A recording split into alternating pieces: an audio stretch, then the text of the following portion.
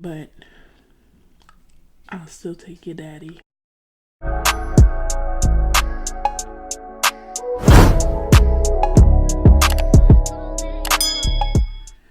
Hey guys, what's up? So I decided to do a little vlog for you guys, simply about my dating my dating app experience.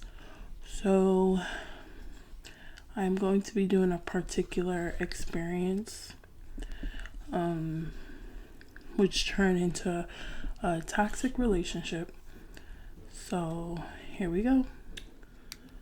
So I have made a dating app called Badoo or Badoo. It's in the App Store.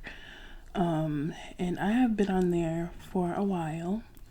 Not so much of looking for a relationship. I was just looking for people to talk with, chat with, and that was it.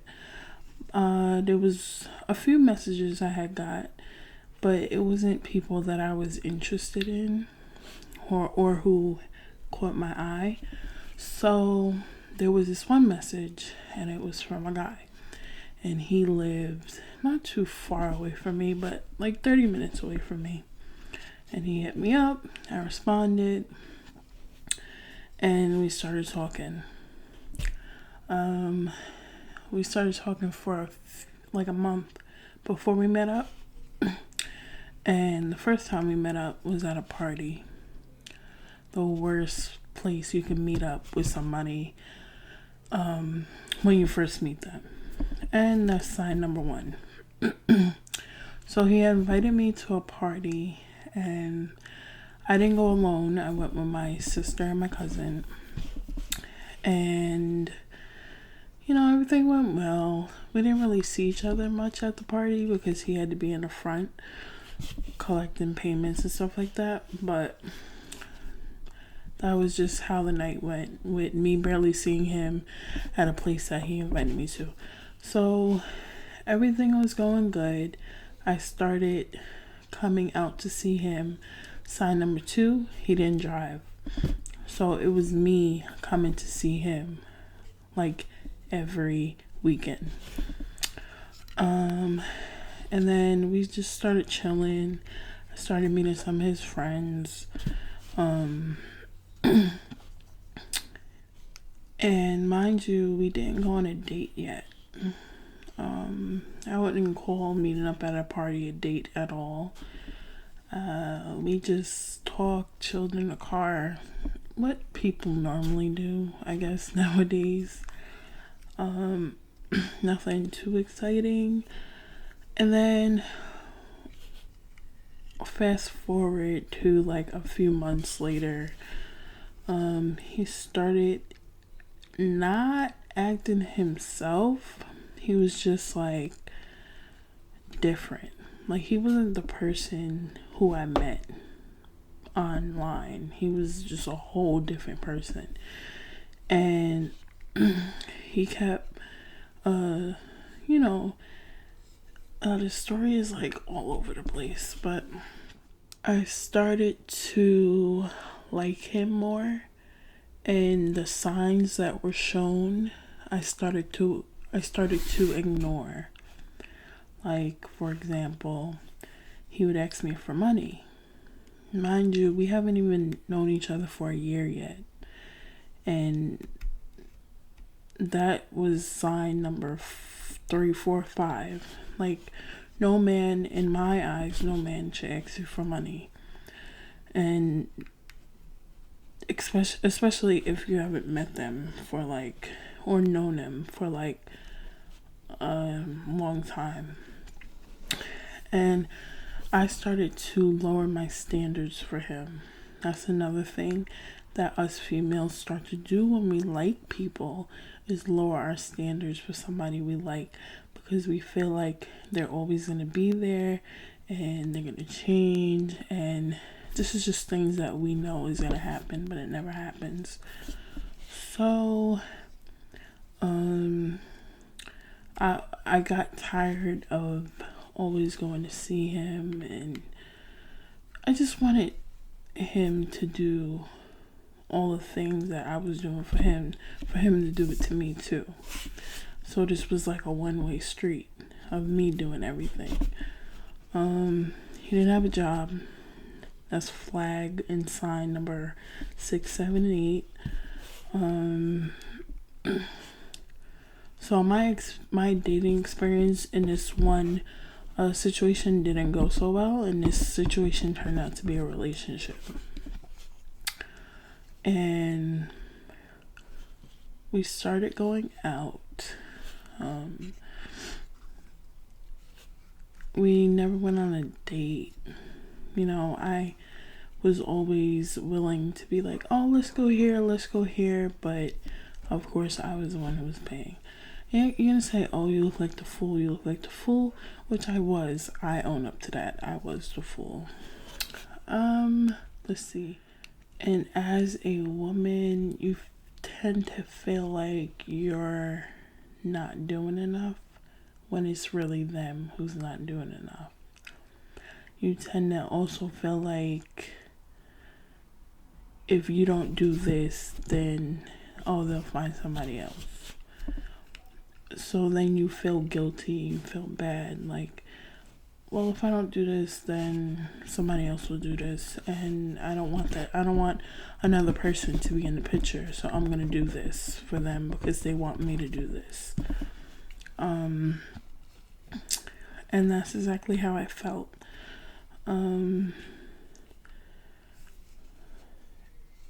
Yeah, it was just a very, very toxic relationship, and I didn't know how to, at the time, I didn't know how to remove myself from that relationship because I liked this person so much.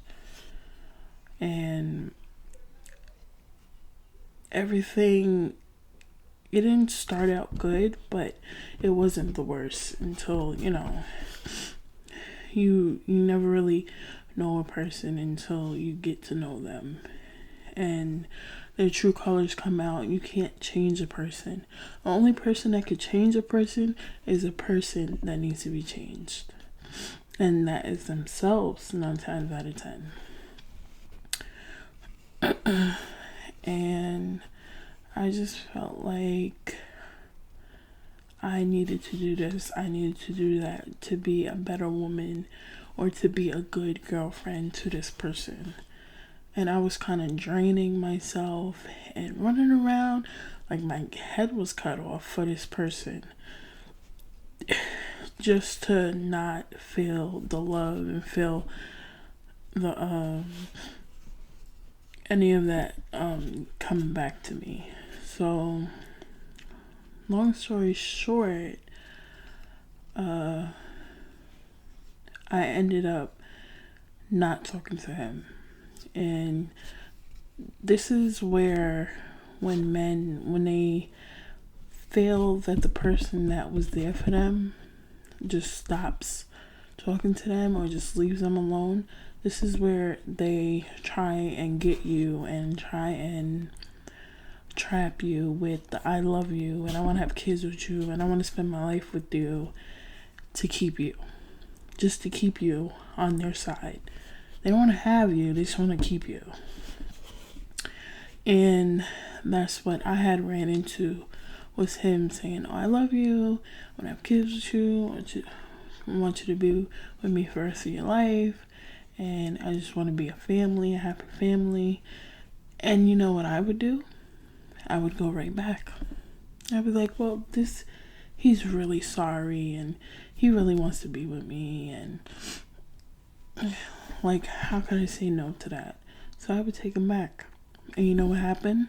The same thing happened that happened not too long ago. Before I said no, I'm done with this, I don't want to do this anymore. The same thing happened. And I ignored the signs. I said, this is not him. This is not him. This is not the person that I met when I first met him. And the same thing happened. I went through the same thing. I felt the same way. And this has been going on back and forth for about a month or two.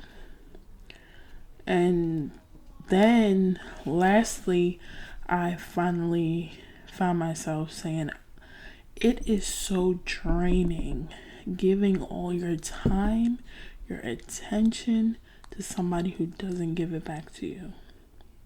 It's so draining. And I was losing sleep, I was stressing, and just, it was just draining. Like, I didn't know what to do. Like, again, I felt like if I leave, oh, I'm the guilty person. And of course, they make you feel bad when you try to leave. But there was a point in time when I was like, I can't do this no more. Like, I had to talk to myself and say, I can't do this no more. This is draining. This is stressful. I'm growing gray hair right now. And I just had to remove myself. It was so hard. And at this time, it's been a year since we've known each other. And I had to remove myself and say, I'm worth more than this. I don't deserve this. There is somebody out there who could treat me right, but this person is not it. It's just not it. And I had to keep saying this to myself, because if I didn't, I would have fallen right back into the trap of him telling me, I love you, I need you in my life, and all this other bull crap that us women tend to fall into. So that is pretty much, I know I was all over the place, but that is pretty much my relationship experience on that dating site. I'm not saying all men are the same. I'm not saying all dating sites are the same, but that's just my experience. And I am officially, I think it's 5 months without talking to him. So I am proud of myself. I am proud that I did it. Proud that I walked away. And I feel so much better. My advice to anybody with a site, a dating app, whatever, know your worth. You are worth more than anything in this world. If you know your worth, you will have high standards, and you will not lower your standards for anybody. And that's the main thing that people tend to do, is lower their standards for guys who manipulate them into thinking, you're all I want, you're all I need. And it's just a learning lesson. Like, I didn't know what I was getting myself into. I didn't know, like, being young, that a dating app can be so stressful. And it's not all peaches and cream. Like, it's really draining and stressful if you don't have high standards before you make a dating app. I suggest you not get one. And yeah, that's pretty much my story. Now, I'm going to talk about being, this video is going to be a little long. I'm going to talk about being plus size on a dating app. I am a plus size woman, as you can tell. It's not, I wouldn't say it's hard, but you do get every now and then people who be like, you're fat, you're big, you're this. I hear it. I know it. I know I'm big, you know? And it's people that try and hurt you, but you have to have that shell. I know what I am. So for you to remind me and tell me, to me, it doesn't hurt me. now I just laugh when people say that because they want it to tear you down. They want those words to hurt you and make you cry, but you have to be strong enough to accept who you are and accept the person that you